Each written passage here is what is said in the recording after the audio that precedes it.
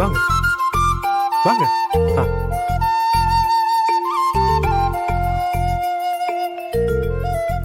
மதிய சாப்பாட்டுக்கு ரெடி ஆகிற மாதிரி எல்லாத்தையும் ரெடி பண்ணிடுங்க. தண்ணி இந்த பைப்ல வரும். வேற ஏதாவது தேவைன்னா என்ன கூப்பிடுங்க. சார் ரொம்ப தேங்க்ஸ் சார்.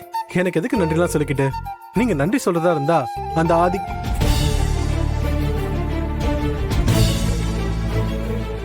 ஆதி சிவன் என் அப்பனுக்கு தான் நீங்க நன்றி சொல்லணும்.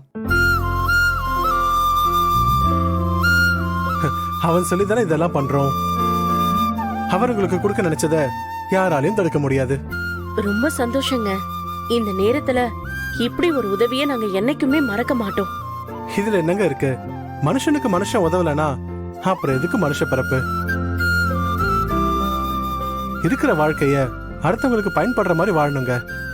அதுக்கு பேர் தானங்க வாழ்க்கை. உன் நல்ல மனசுக்கு நீ ரொம்ப நாளைக்கு நல்லா இருப்ப தம்பி. உங்களை அந்த ஆண்டவன் ஒரு குறை இல்லாம வச்சிருப்பான்.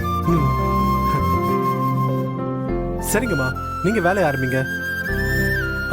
மனோ சார், மூர்த்தி நகர்ல ஒரு வீடு இருக்கு.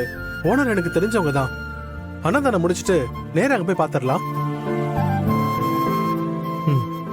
Okay sir. உங்களுக்கு வீடு பிடிச்சு போச்சுன்னா பேசி அட்வான்ஸ் கொடுத்துருவோம். சார், உண்மையாவே உங்களை அனுப்பி வச்சது அந்த கடவுள் தான் சார். இந்த உதவிய நாங்க என்னைக்குமே மறக்க மாட்டோம். அதெல்லாம் அப்புறம் பாத்துக்கலாம். நீங்க சமைக்கிற சாப்பாட்டை சாப்பிடுறவங்க என்னைக்கும் உங்களை மறக்காத மாதிரி சமைச்சு போட்டுருங்க. எனக்கு அது போதுங்க. கண்டிப்பா சார், உங்க வேண்டுதலை நாங்க நல்லபடியா முடிச்சு கொடுத்துறோம். சரிங்க, நீங்க வேலைய ஆரம்பிங்க. நான் கொஞ்சம் பக்கத்துல வரைக்கும் போயிட்டு வந்துடுறேன்.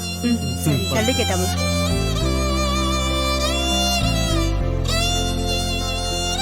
இதுக்கப்புறம் இன்னையில இருந்து நம்ம வாழ்க்கை நல்லபடியா மாறிடும். நம்ம பட்ட கஷ்டம்லாம் இன்னையோட காணாம போயிடும். காணாம போயிடும் இல்லம்மா, காணாம போகணும்.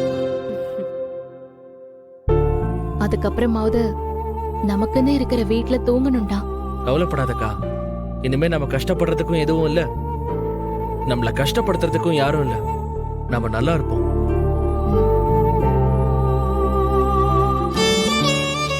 சரி, வேலையை ஆரம்பிக்கலாம்.